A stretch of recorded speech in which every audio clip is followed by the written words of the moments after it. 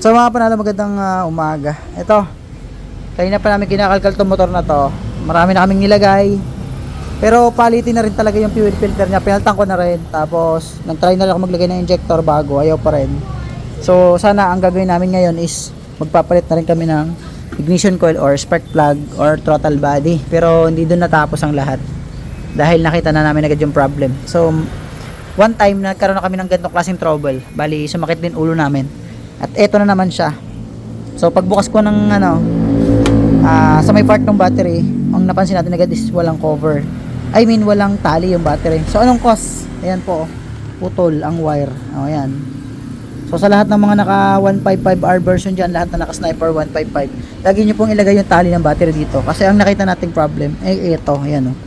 Putol ang wire. So nangyayari, puputol-putol yung takbo ng motor, ano. So yun lang mga boss, tapos na yung motor na to na problema. Solve. Yun lang, sana may nakuha kayo.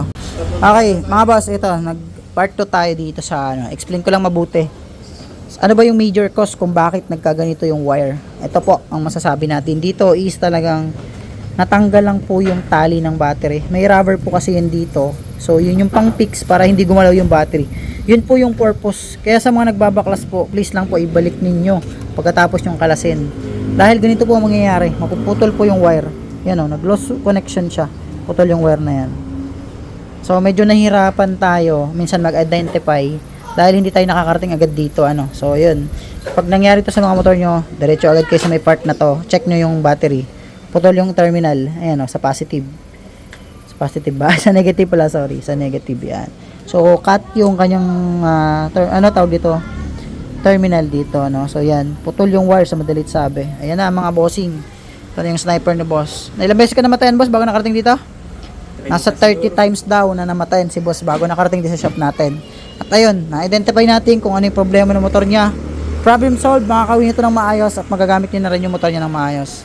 So yun, babalik na natin yung mga tinanggal natin na hindi naman dapat. So tulad nun, nagta-trial kami ng brand new dito na parts para lang ma-solve yung problem ng motor. So ganun kami dito sa shop. Isipin nyo, brand yung ECU at saka ano tawag dito, injector, kinakabit natin yan para lang ma-solve yung problem ng yung mga ginagawa natin. So ito hindi ni boss kailangan to bilhin ngayon, pero depende sa kanya kasi naka-pipe na rin siya. Pwede niya rin tong bilhin kung gusto niya, pero depende nga sa may-ari. So dito talaga is kailangan natin is solving ng problem ng mga troubleshoot ng motor natin. So itong injector alisin ko to kasi hindi ito yung dahilan. Babalik natin yan. Yun yung brand new.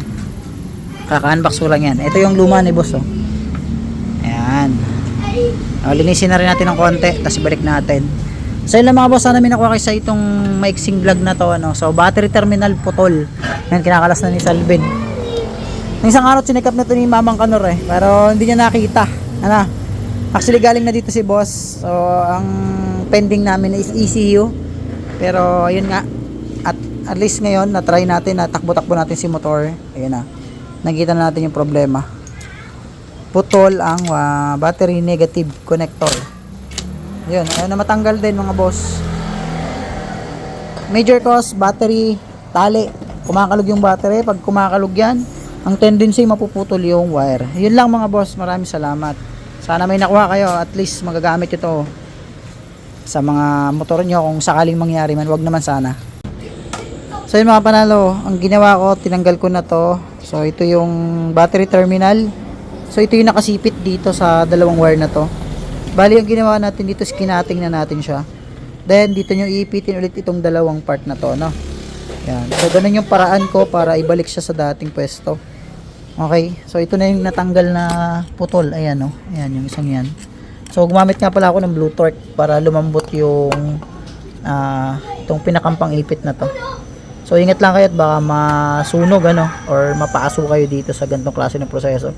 So hindi natin pinakita kung paano natin to inihaw. So basta putulin nyo na lang yung natitirang isang wire. Then initin nyo para mabuka nyo tong part na to. Then dito natin iipitin yung panibagong pwesto ng wire. So itong dalawang to. So para naka-attach na sila, magkasama na. So yun naman talaga pwesto niya, magkasama naman talaga yan. So kaya lang natin tinanggal pareho. Pinating na natin para at least isang ipitan na lang siya dito ulit. So ibabalik na ulit natin ito mga boss. So ito babalatan nyo lang yan, part na to. Then ganito kakapal yung pagkakabalat. Then iipitin natin ulit. Ito na mga boss. So, ang alternatibong pwedeng ilagay dito na panali ay syempre itong tinatawag natin na cable tie. Cable tali. Okay? So, mga boss, ito na siya.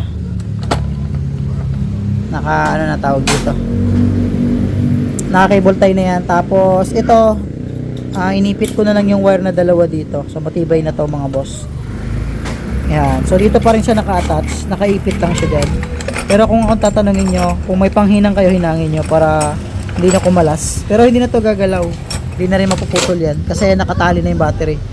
So ito lang naman yung cost yung tali ng battery wala, kaya naputol itong wire. So okay na yung motor ni boss at pwede na ulit gamitin. Makakapag-rides na ulit ang Pangasinan.